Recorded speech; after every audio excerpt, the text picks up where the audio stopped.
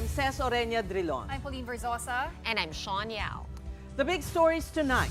The Senate President highlighted the value of finding common ground in his Independence Day message. But it looks like his chamber and the lower house are nowhere near that, as the stalemate remains over the impeachment of the Vice President. Just like in the Duterte ouster case, the two houses of Congress are also pointing fingers, this time on why the legislated wage hike bill failed to pass. Workers' groups are blaming both the Senate and House for yet another letdown. And against the backdrop of a delayed impeachment and a still unpassed wage hike, the country celebrates its 127th year of independence amid feelings of both optimism and frustration. The decision of the Senate, sitting as an impeachment court, to return the articles of impeachment is deeply concerning. Yun ang pasya ng impeachment court. Bilang mga taga-usig, dapat nilang galangin at sundin yun. Deeply concerning. This is what House Speaker Martin Romualdez thinks of the Senate's decision to return the Duterte articles of impeachment to the lower house. In his speech, right before the House adjourned its third regular session, Romualdez defended his chamber, saying the impeachment proceedings followed the law. Still, he vowed to comply with the requirements of the impeachment court. The decision of the Senate, sitting as an impeachment court, to return the articles of impeachment is deeply concerning. These articles were transmitted by the chamber in accordance with the Constitution and with the overwhelming support of 215 members who answered the people's call for accountability. The House of Representatives acted not out of haste, but with deliberate care. We followed the law, we honored our mandate, and above all, we stood for what the Filipino people deserve. Just before the House adjourned, a resolution certifying that Duterte's impeachment did not violate the Constitution was approved. But the chamber also approved a motion deferring the acceptance of the remanded articles of impeachment until the Senate provides clarification, particularly on the second condition it set. The upper chamber wants the House of the 20th Congress to express willingness to push through with Vice President Duterte's trial. In an interview today, Senate President Francis Escudero maintained that the lower house should follow the orders of the Senate as an impeachment court. Escudero likewise said that Vice President Sara Duterte should do the same with regards to the summons issued her. Yesterday, Escudero had said that the Senate and the House are not equal in the context of an impeachment trial. Pero dalawa ang kautusan ng impeachment court. Hindi lamang yung attestation ng pagtupad doon sa certification sa pagtupad sa one-year ban na provision ng Constitution, pero pati yung attestation na interesado pa rin sila sa pagbubukas ng bagong Kongreso na ipursige ang kaso dahil nga doon pa lamang magsisimula ang paglilitis. Nampa siya ng impeachment court bilang mga taga-usig, dapat nilang galangin at sundin yun. Papareho din sa parte ni VP Sara, dapat galangin at sundin din niya yung summons na inisu ng impeachment court. The question is, will the impasse between the Senate and the lower house on Vice President Sara Duterte's impeachment lead to a constitutional crisis? Well, for Senator Win Gatchalian, he says it could. Gatchalian told 1PH sa Totoo Lang that the impending impeachment trial has entered into uncharted territory. That's as both the Senate and House continue to interpret the law and their constitutional roles in the process differently. He added that the confusion over procedure and legal interpretation could delay the trial or lead to further complications. Gatchalian is one of 5 senators who voted against returning the impeachment case to the lower house. Hindi natin alam kung ano magiging reaksyon ng lower house. Hindi rin natin alam kung ano bang reaction ngayon. Baka nga sa mga taong hindi sang-ayon sa nangyari, pwede rin sila mag-file ng Supreme Court case para i-clarify ito or i-compel ang Senado. So ang punto ko dito, dumami yung uncertainty. At whether madidelay ito o hindi rin natin masabi dahil nga bago itong nangyari. Now let's hear more from Senator Win Gatchalian himself as he joins us tonight on the program. Good evening, Senator. Welcome to the big story. Good evening, Seth. Good evening to our televiewers and listeners. All right, Senator, tomorrow there will be a Senate session, correct? Tomorrow is a Friday. No more because we already adjourned sine die. Oh. So we're just waiting for the 20th Congress to begin. All right, what's the latest that you're hearing from your colleagues in the Senate? Well, what happened last Tuesday is quite unique in a sense that the word that was used was return. But if you analyze the situation carefully, the case proceeded. So the action and the words do not match. The case proceeded because the Senate President issued summons and he also issued instructions for the prosecution to answer. So in a sense that the case is moving. But the motion return used the word return. But the return has two certifications that are needed. Number one is a certification that everything is in order. The articles of impeachment is constitutional compliant. And then number two, the House of Representatives will still pursue the impeachment during the 20th Congress. Yeah. But that cannot happen. That certification cannot happen until the 20th Congress begins. Senator, legal luminaries and even framers of the Constitution have opposing views on whether it's acceptable or not. Justice Ascuna said it is, and Christian Bonsod said it's not. So you're right. These varying opinions are just lengthening the process. How can we speed it up? Well, Tess, napuyat nga ako watching both legal luminaries last night. I watched the interview of Justice Ascuna, and then I also watched the interview of Attorney Monsod. And for me, what is basic is what's written in the Constitution. That's why, in my opinion, what is certain is what's written in the Constitution, meaning once the impeachment complaint has been transferred to the Senate or transmitted to the Senate convenes and tries. And all of those issues that is surrounding the case should be raised during the trial proper, as I elaborated during the debate. Because during the trial proper, all of these things will be raised by the defense anyway. Then let's resolve it in a very transparent manner so that the public will understand. What we don't want to happen right now is mistrust to the institution. All of these questions are being raised because people are uncertain whether the impeachment case will continue or not. And that uncertainty is also creating mistrust to the institution. So we need to make sure that there is certainty so that people will trust the institution will carry out its constitutional duty. Senator Gatchalian, the move of Senator Cayetano to amend the original motion of Senator Bato de la Rosa, what is your sense of it? Was it,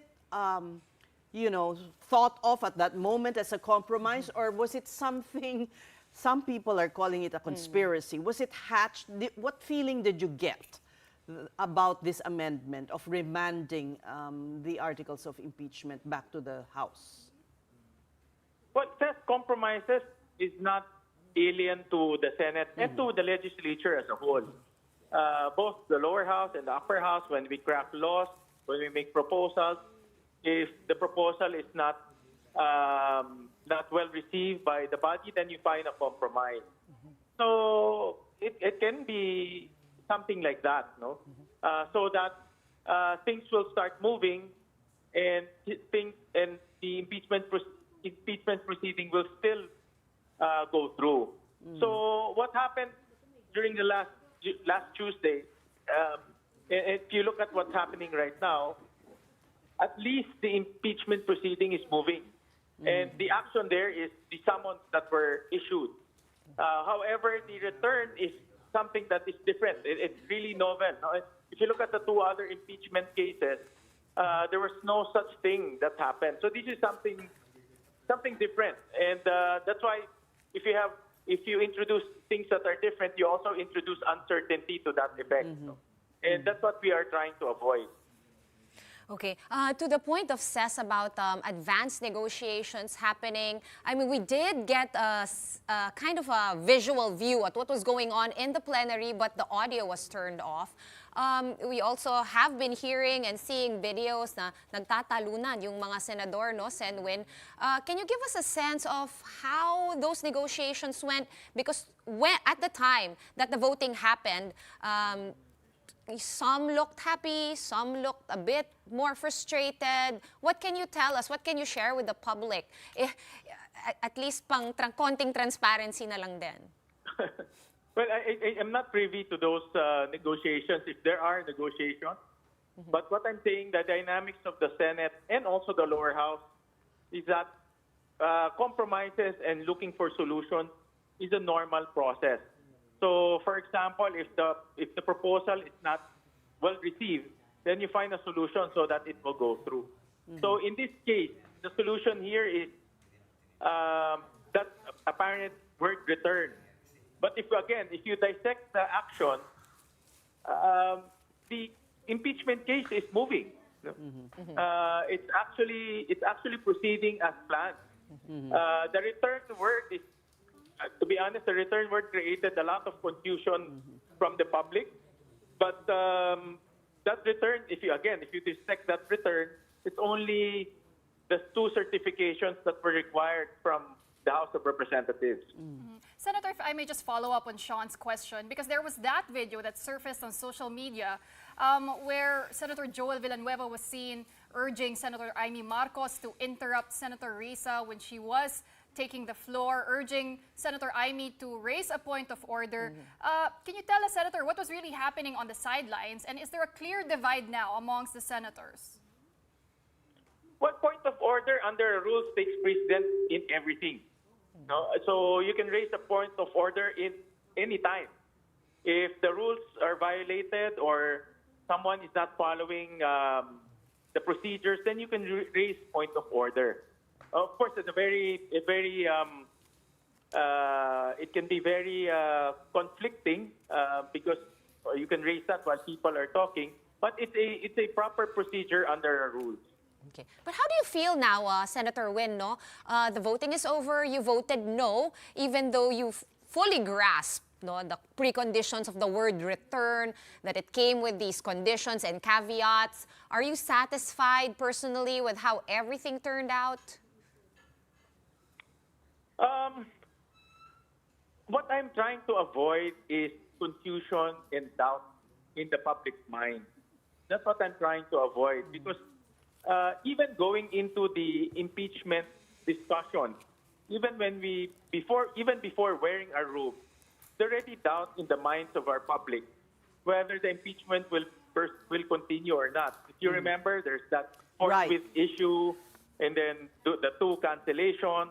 So there's a lot of doubt now. That's what I'm trying to avoid. Right. So my position is all of this discussion should be transparent to the public. And you can only do that if the trial proper begins. But because do you the trial feel proper is open to the public. right? Since you have that feeling, I want to know if you also have this feeling that there's a script that's being, followed by your other colleagues in the guise of offering a compromise. Everybody is in on it na pala.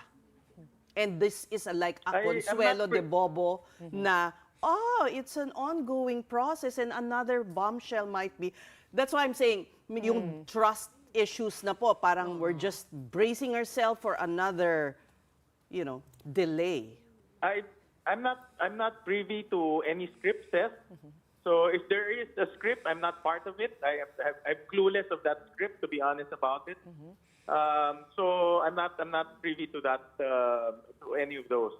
And you wouldn't suspect of the existence of one? It's unfair for me to comment on that because I don't have any prior knowledge. Do you share the position of Senate President Chis Escudero that in this case, the House of Representatives is not a co-equal body? When the That's Senate a technicality. Because we're not in a legislative process anymore. Unlike a legislative process, two bills are being deliberated in both houses, and then when we enter into a BICAM, we're co-equals, meaning their voice and our voice are equal. But in this case, it's a process. It starts with the lower house and ends with the upper house. So in that sense, it's a process. I would say that both have their own powers, but they're not the same powers. Okay. Senator, So yesterday... it's a very carry on. technical question saying co-equals, but because because- this is a linear process, it starts and ends. We're So asking... unlike in a bill, it can go at the same time. Oo, pero kasi the context of the question, Senator, is how there are those who believe that the Senate cannot order the House to ask it to attest to whether the impeachment, the articles of impeachment were above board, Well, to answer that question, I will go back to the Constitution. What does the Constitution say? Does the Constitution give us the authority to order the lower house to correct certain deficiencies? It's not in the Constitution. The Constitution clearly says that once it's transmitted to us, we go on trial, and we can once the trial begins, we can either acquit, we can either pass judgment, or even dismiss the case if necessary. Senator, you are one of 5 senator judges who voted against returning the articles of impeachment to the House. Were you surprised with how outnumbered you were, with how your colleagues voted in that particular vote?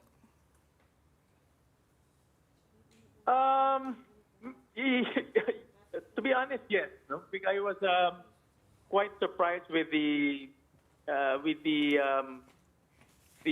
large number that voted in favor of it. No, I thought it will be quite close, because the word "return" is the contentious word. And again, if you go back to the Constitution, it's not in the Constitution that we have the power to return. So, yeah, I think I was quite surprised with the sheer number. Okay. Now, we know this is water under the bridge, right? But here we are, Senator, and like you said, you guys will be adjourning sine die, but I just want to talk timelines really quickly. You passed the ball to the House is now passing the ball back to the Senate. Is there any schedule change that we can expect? When will you guys be meeting after June 13 still to discuss the motion of the House that they submitted to you? Yesterday, we also spoke to your new impeachment spokesperson, Attorney Reggie Tongol, and he said, no matter what happens, the timeline naman doesn't change. So it gave me the impression na, there's a lot of dribbling, yes, pero ultimo naman, 20th Congress na rin babagsak ito. Just wanted to get your thoughts on the schedule. Yeah. Well, if you look at the timeline, the summons, the Vice President is given 10 days to reply to the summons, and then the prosecution team is given another 5 days to reply to those summons. So we're talking about around June 26. Actually, I mapped it out. So you only have from June 26 to June 30, about 4 days till the new Congress steps in, because the new Congress will step in June 30. And at that time, the 19 Congress prosecution team will end their term as well. So, hindi you na have namin that kayo vacuum between- hindi na namin So kayo you have that makikita na vacuum- karob, Senator? Hindi, may June Hindi na- 23 pa nga. Yung June 23 na lang or 26? Yeah, because may gap siya eh. Mayroon siyang vacuum between June 30 all the way to July 28 when Congress convenes. Kasi walang prosecution team eh. That's another complication. All right. So, Well, so nakikita ko July 28 that when Congress convenes again, then they will appoint their new prosecution team. all right, we thank you so much for talking to us, Senator Win Gatchalian. Maraming salamat. Thank you guys. All right, still on Congress or in congressional matters, the legislated wage hike measure went unratified as the Senate and House sessions adjourned. The two chambers failed to reach a compromise over the clashing versions of their bill, with the Senate wanting a 100 peso across-the-board pay increase for private workers, while the House is pushing for a 200 peso hike. Senator Joel Villanueva says the lower chamber seems to be sabotaging them by putting forth a higher wage adjustment. But the House is turning the tables on the upper chamber. Talked to some members of the conferees, and in fact, last night, together with the Senate President, they were saying that they are amenable to the Senate version, to adopting the Senate version. And so we thought that it's going to happen. And if that will be vetoed, we torpedo the measure, and it looks bad on everyone. So, Mr. President, I just want to put that on record, that the Senate has stood up and fought for these sectors. Unfortunately, our friends in the House have not been very accommodating on this issue. The Senate killed the 200 peso wage hike bill. Ayaw ng Senado makipag-usap. Ang gusto nila, tanggapin na lang ng tao ang 100 pesos nila. Bakit? Bakit binabarya ng Senado ang mga manggagawa? We were ready to deliberate. We came in good faith. But what the Senate gave us was a take it or leave it ultimatum. Wala silang balak makipag-usap. Ang gusto nila, susunod lang kami sa gusto nila. As a result, what's supposed to be the first legislated wage hike in almost 4 decades will have to go back to committee level in the upcoming 20th Congress. Labor groups believe that Congress just took workers for a ride. Malinaw na kataksilan ng liderato ng parehong Kongreso, ng Senado at ng Kamara. Yan ang pinakamalinaw. Pero kami ay naniniwala rin na yung hindi pag-reconcile ng dalawa, ng bicameral conference, ang utos noon ay galing sa Malacanang. Mukhang nilaro lang nila talaga yung mga manggagawa. Dahil bagamat totoo na may pagkakaiba po ang Senado at saka ang lower house sa kanilang amount, hindi naman po insurmountable yon eh. Talagang meron po nangyaring machination para talaga deliberately patayin yung batas. We're just going to take a quick break, but coming up, we speak to the Department of Foreign Affairs to check on Filipino communities in the United States as anti-immigration protests spread across states. The big story will be right back. Keep it here on One News.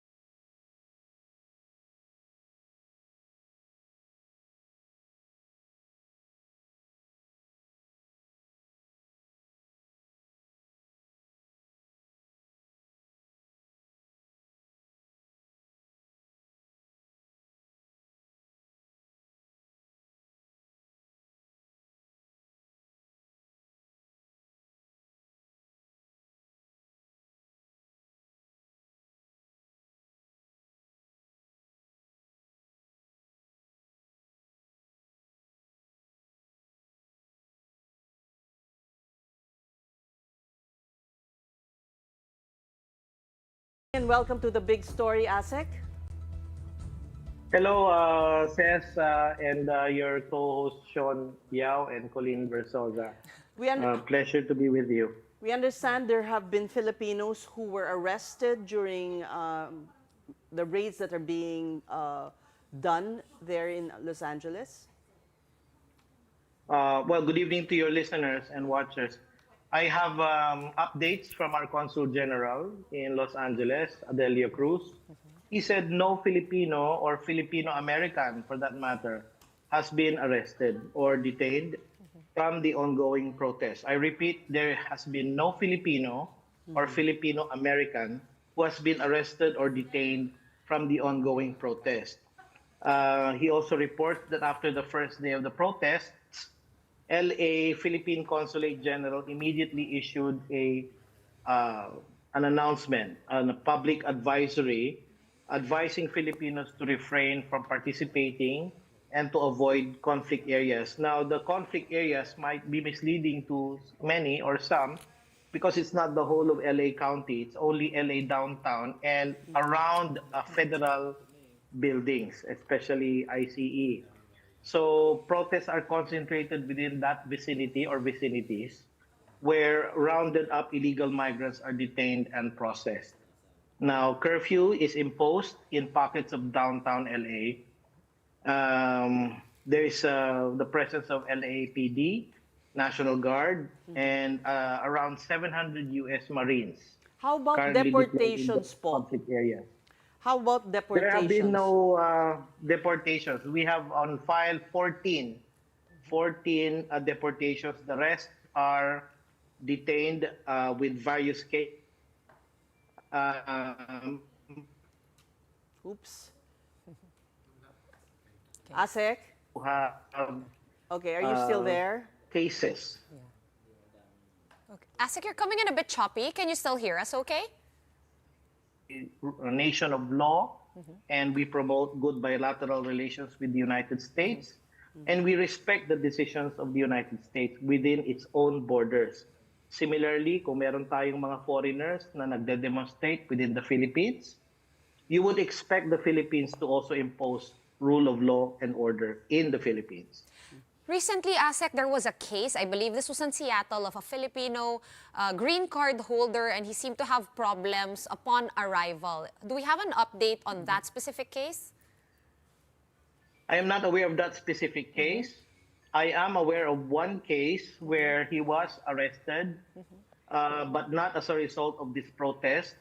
He is an immigrant who was convicted of burglary and sex offense. He was arrested in his residence. The Philippine Consulate General immediately coordinated with his next of kin and ICE officials. He has since been transferred to a detention facility in Washington State. So yung latest po dito is 203 arrests for failure to disperse have been made. 203 arrests, no Filipino there or PhilAm. 17 arrests for curfew violations. 3 arrests for possession of a firearm. 2 officers have been injured. As you know, there are PhilAm law enforcers also in the United States and PhilAm police. So we also pray for their safety. So there's a public safety alert from the Los Angeles City Mayor's office. So sabi dito, the City of Los Angeles has declared that a curfew is in place from 8 p.m. to 6 a.m.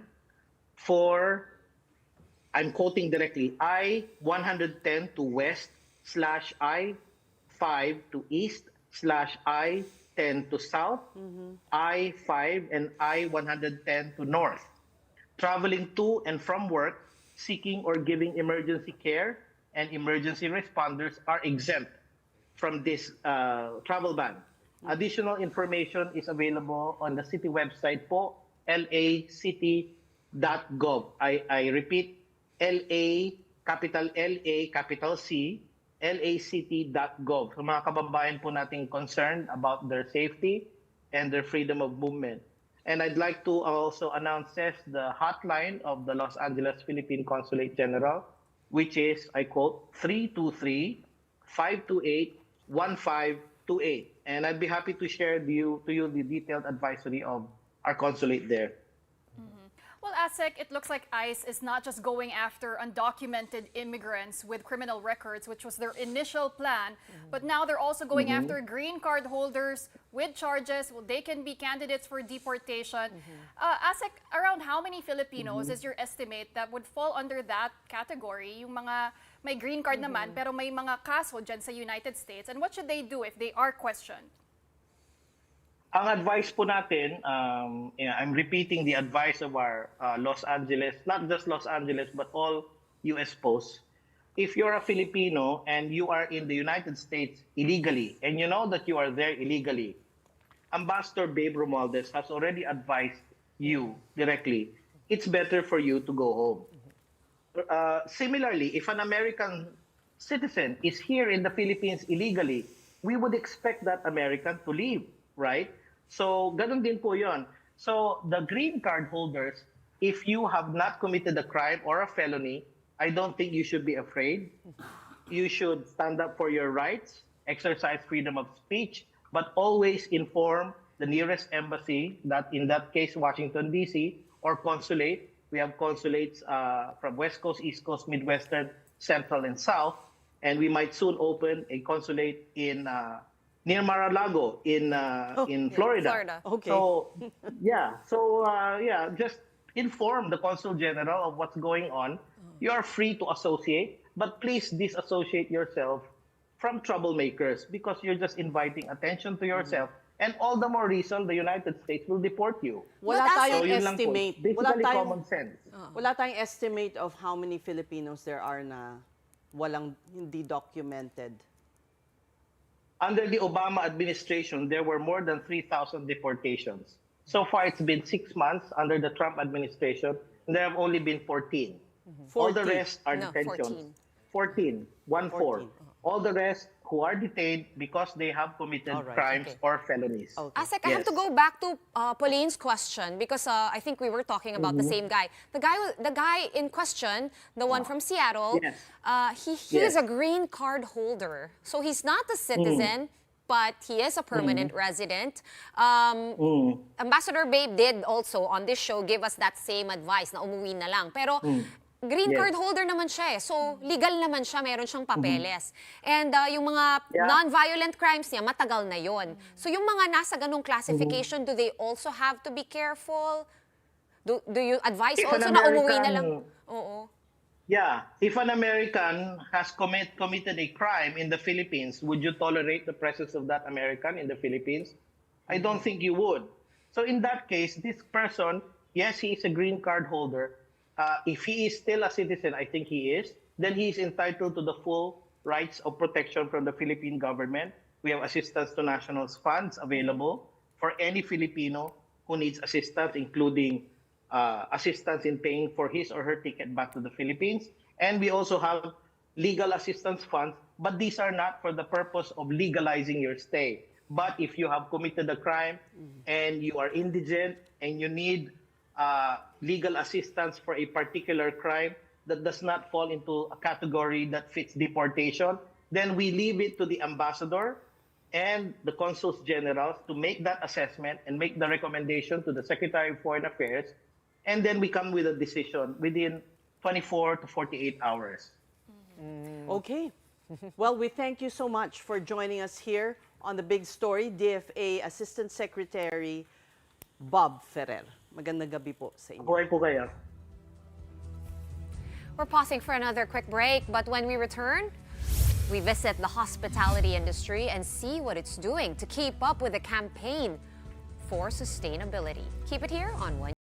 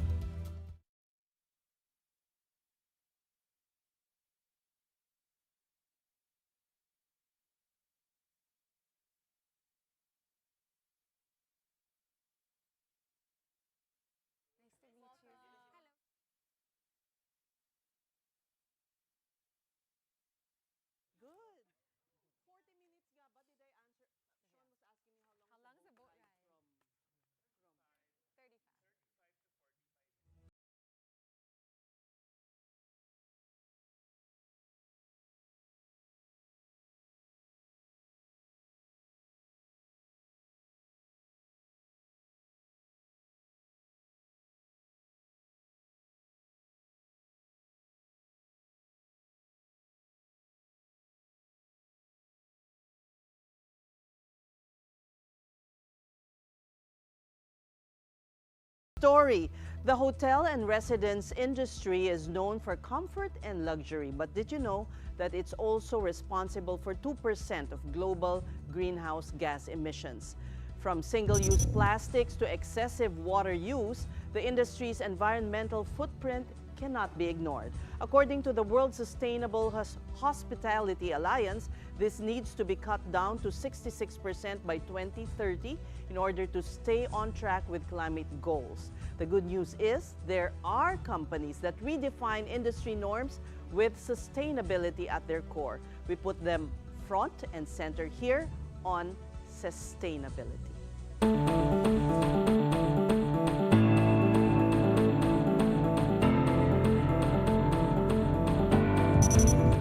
Our guests tonight have been in the residential and hospitality industry for 20 years. They are now leading a greener future with one of Dusit's most sustainability-forward properties, Dusit Thani Lubi Plantation Resort in Davao de Oro. Please welcome father and daughter tandem, Tomas, who's the CEO, and Monica Lorenzo, Leisure and Business Development Director of Torre de Lorenzo Development Corporation. Welcome both to the big story. Thank you. Thank you, Sas.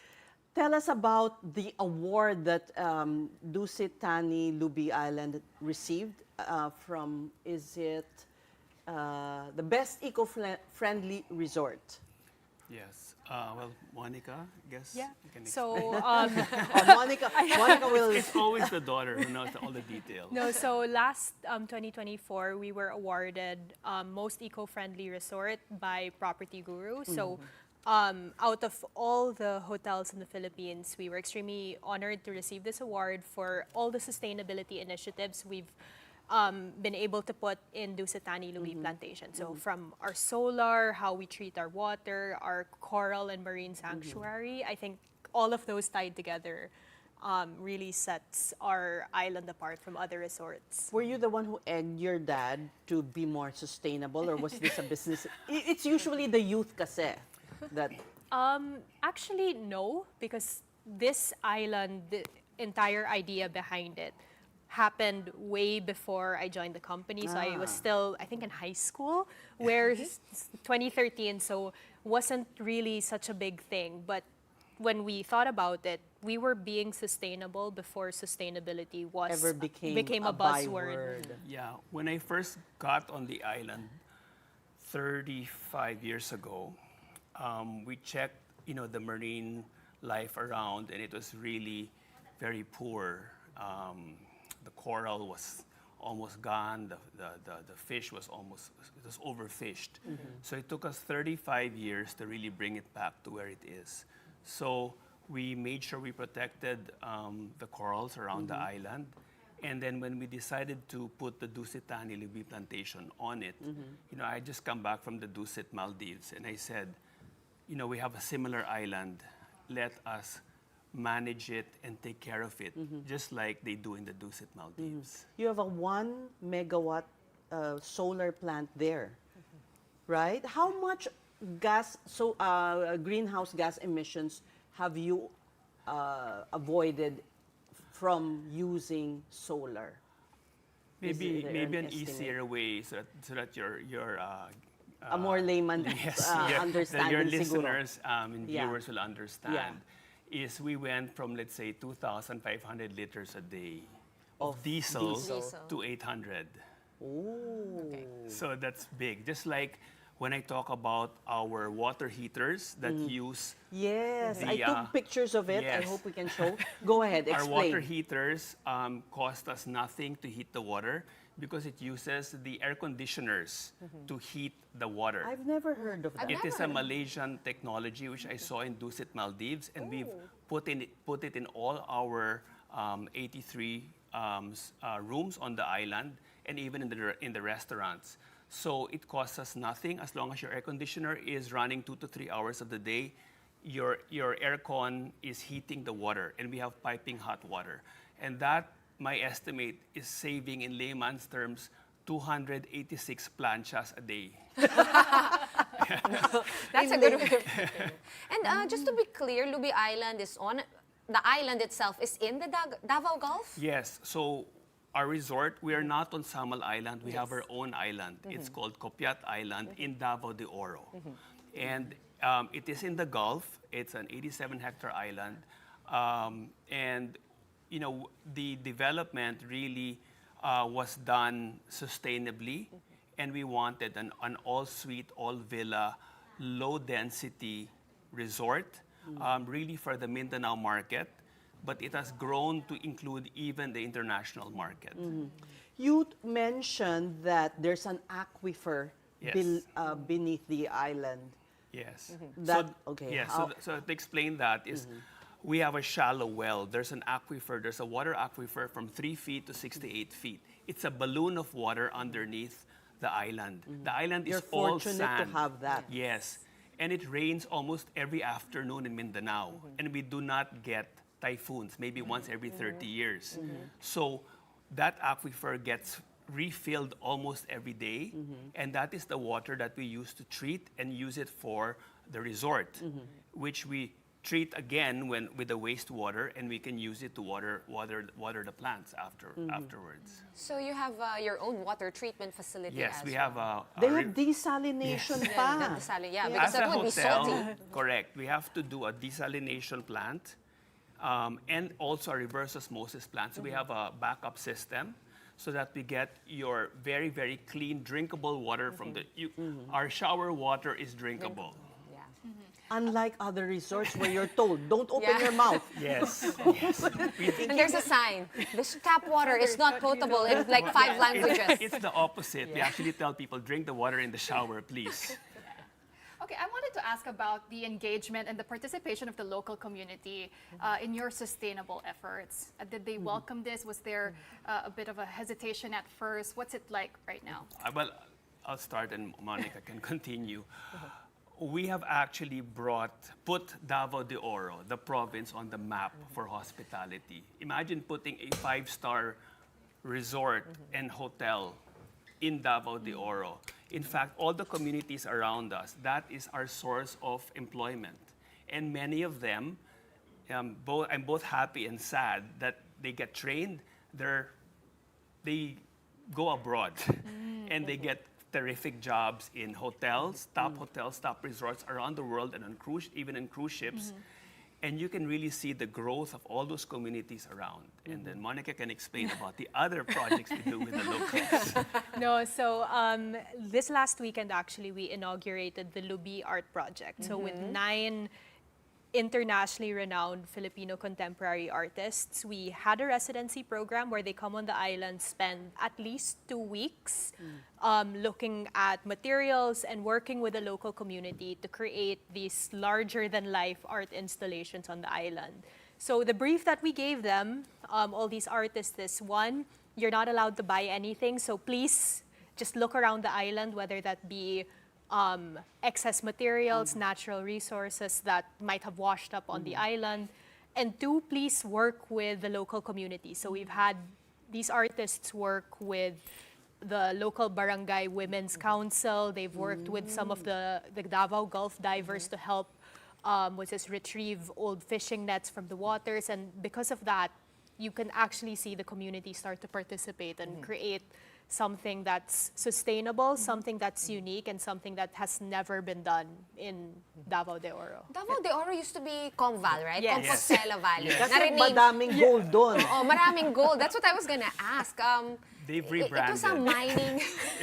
I hope not just in name, right? It looks like not just in definitely name. not. So there was a big mining industry there, and usually when there's mining, there's tailings and all of that. Does that affect Lubi at all, or are you far enough? For me, the mining industry is there. It is alive. It is operating, and we're not seeing pollution because we are actually at the bottom of those mountains. Right. In fact, our mangroves, when we had our marine research group come in, they said your mangroves are the healthiest we've seen. Wow. Yes, we have the. So they're doing their job. I guess because we have our turtles we have a turtle sanctuary and our turtles are very healthy. The Actually, I coral is very- snorkeled also, and the corals were Colorful. We're, Yeah, we're not dead. Very you much wouldn't alive. think, yeah, very much alive and huge. Yes. Because I was thinking baka maliit lang because 35 years ago you said they Yes. were practically Yes. gone. Yes. So Yeah. meaning the mangroves are very healthy, the coral is very healthy. Even the fish stock has really improved with the Davao divers in Tahoe. That group, they really put together a whole coral sanctuary. How where did you revive the corals? I'm curious. And Stop share with fishing. Stop fishing. Kasi yung fishing may cyanide and dynamite. Yes, stop fishing, and we really made sure that those areas, that the fishermen were of course taken care of, but they were outside because they will keep on coming closer and closer. Especially, we see those flashlights at night in the water. Yeah. You see them catching. I mean, that's very destructive because they'll destroy whatever coral is there. Also, parking of boats. We even teamed up with the Coast Guard. We put up the Coast Guard provincial headquarters right there in our welcome center, so the Coast Guard will go around and really monitor.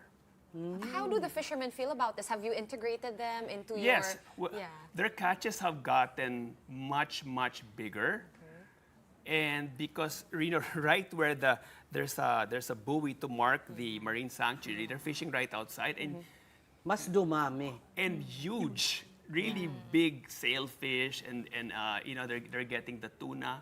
They're getting a lot of fish from the area. So it's The a win-win tuna situation. Yeah, The everybody tuna happy. for the Everyone has to party, be the happy. huge one was from there lang. Yes. Yes, from within the The Gulf. ones you ate over Yes. the, Yeah. the tuna lechon, di ba? From You the have launch, it. they just Tuna launched sashimi, kasi the yes. art project. Yeah. But Monica, I'd like to ask you, is this a draw, the fact that you are a sustainable resort? Do you find more customers interested? Definitely with the younger crowd, that's what they're looking for. And we make it a point that we explain all our sustainability initiatives. We take guests back of house to show them the behind the scenes. Okay, this is how we bottle your water that's in your room. This is how We our don't have solar single-use works. plastics. We use all bottled water. In glass bottles. Yes. Glass They're bottles. refillable. Yes. So yeah, it's brought us a good number of guests who are really interested in sustainability. And for other guests as well, they come to the island and they're pleasantly surprised that we have all of this going on because you wouldn't expect it in a 5-star resort, middle of the Davao Gulf, like Yes. having all these facilities. And we, to the point when we put up our solar farm, we had to put up a giant sign Yeah. because it's now a selfie spot. People Yeah. want want never to take thought- photos. Imagine, no? We never thought it would be a Yeah. selfie spot to take our picture with a solar. They're waiting for you to put up the wind turbines now. You see, the solar farm is there. Specifically, we're about 53% solar nowadays. That's how much we're getting. And the solar really helps bring down our costs even for the water filtration. Because those water filters that we use a lot of power. Are you planning to put more panels? Or is 53 More kind of like batteries, the I max? think. Or I battery? think we need to do more batteries because, when we put it up and we increased it, the most beautiful sound I heard was silence. Because at 6 in the morning, The sun's generator, yeah. coming up, the generator shut off. Oh, because we're off-grid. Yes, So we're yes. completely off-grid. We're an island, so we had to do everything ourselves. So the generator shut off, and it's silent, it's quiet till 7 in the evening until the batteries run out. So I think we actually are producing more power than we need, so we need actually more batteries. Yeah. Okay, so let's talk about future plans for your other properties, especially. Good, I was about to ask. Because there's a He's lot. building a hotel in You guys have Lipa, right? condos, your Ilipa. Is also Dusit in Lanang?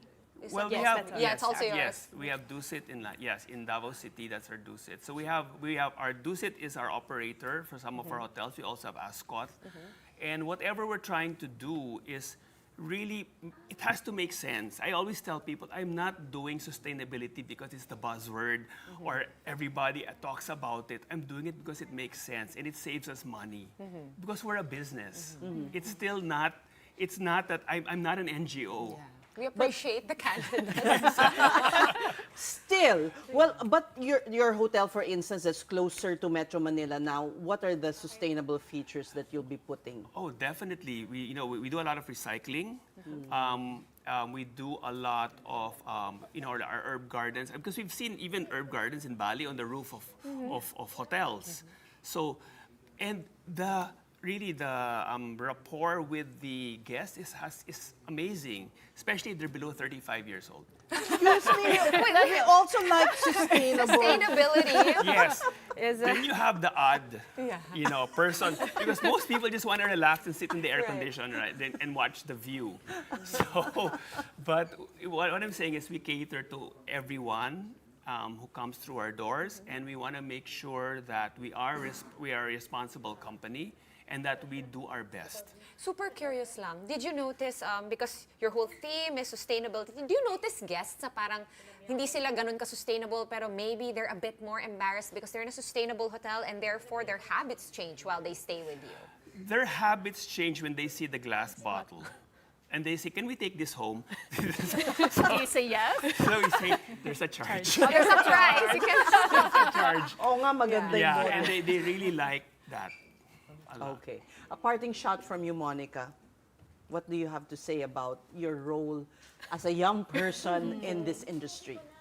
I think just kind of to echo what my dad says is we're doing it because it's the right thing to do. Not, it's nice that we get the awards for it, but at the end of the day, we're doing it because it makes sense for the business, it makes sense for the planet, it makes sense for the communities we work with, and hopefully this sets an example for other developers, because we know that it's good when more people are doing this thing. Great. Yeah, right. Set an example. Thank you so much, Tomas and Monica Lorenzo of Torre Lorenzo Development Corporation. Right. Well, meantime, it's been overcast lately, and here's why. Pag-asa says the low-pressure area inside the Philippine Area of Responsibility is turning and now has a big chance of developing into a tropical depression within the next 24 hours. The LPA was spotted 200 kilometers north of Itbayat, Batanes as of 3 p.m. today. It is also pulling in the southwest monsoon, bringing rains over Luzon and parts of Visayas. If this develops within the PAR, the first tropical depression of 2025 will be called Auring. Pag-asa sees between 9 and 16 tropical cyclones hitting the country from June to October. It is a rainy Independence Day, and as the country celebrates its 127th anniversary of freedom, hot topics of the year also came to the fore, such as Duterte's impeachment and the unrealized wage hike. Mobile Journal Isa Abelio with that story. It's a festive Independence Day at the Carino Grandstand, featuring different festivals from all over the country, such as the Tultugan Festival in Maasin, Iloilo, and Paro-Paro Festival in Dasmariñas, Cavite. Huge colorful floats also showcased historical events in Luzon, Visayas, and Mindanao, and how the fight for freedom unfolded over centuries. Also on display, the government's land, sea, and air assets. President Bongbong Marcos and his family cheered with the rest of the crowd. In his speech, the chief executive paid homage to heroes who made the ultimate sacrifice for Filipino freedom, with emphasis on the importance of protecting it. That fight, Mr. Marcos says, takes on different forms against different enemies, including fake news. Maging mapanuri tayo lagi. Alamin natin ang totoo. Labanan ang mga kasinungalingan. But the real enemy of freedom, according to the president, are officials who are insensitive to the needs of Filipinos. Pananagutan natin hindi lang ang mga umaabuso sa tungkulin, maging ang mga nagkukulang sa paglilingkod. Dahil mas madadama ng Pilipino ang kalayaan kung may pagkain sa hapag, may maayos na transportasyon, may gamot para sa mga may sakit, at may dignidad ang bawat manggagawa. Vice President Sara Duterte also had a message for Independence Day while on a family trip abroad. She underscored the need to protect liberties, especially against those who turn a blind eye on hunger, poverty, corruption, illegal drugs, and lack of education. Huwag nating isuko ang kalayaang ito sa mga taksil at walang malasakit sa ating mamamayan at sa ating bayan. Patuloy nating ipagtanggol ang ating kalayaan at kinabukasan mula sa mga mapang-alipin. And as the country's top officials give their messages of optimism from their respective platforms, militant groups took their frustrations to the streets. They gathered at the EDSA People Power Monument to protest what they called was the double black eye Filipinos got. First, from the death of the legislated wage hike. Then, the delay in the impeachment trial of Vice President Duterte. The rains nor the lack of permit to assemble did not stop the protesters, who promised more of the same mass actions as a way to fight for basic freedoms of most ordinary Filipinos. Mobile journalist Isa Abelio, we are One News. For our big picture tonight, still in theme, we have more images celebrating the 127th anniversary of Philippine independence.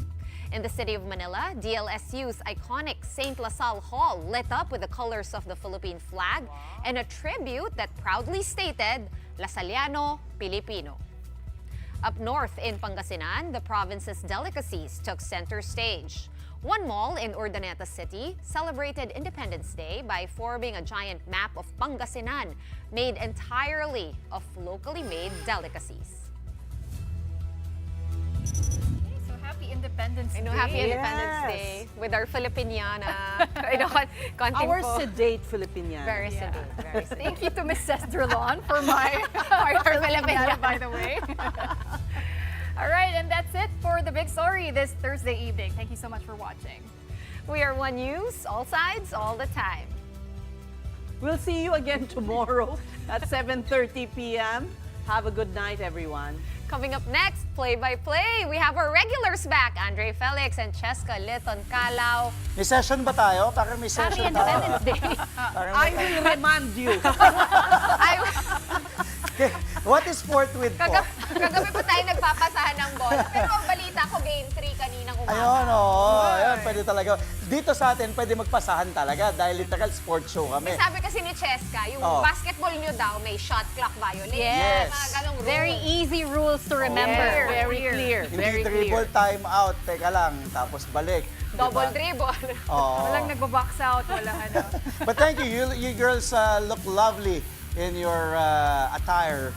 Of course, celebrating our 127th Independence Day, or in Tagalog, Araw ng Kasarinlan. Maraming salamat muli sa ladies of the big story, Ces, Sean, and Pauline. Sa aming palabas naman po sa play-by-play, we've got the US Filipinos women with a huge Independence Day victory in the ABC Women's Volleyball Nations Cup. Plus, Filipina tennis star Alex Ayala entering the quarterfinals of the 2025 Ilkley Open.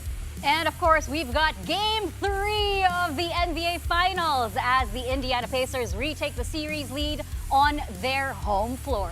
Happy Independence Day to the whole Philippines. I'm Andre Felix. And I'm Cheska Liton Calao. We're both back tonight. And here's tonight's play-by-play.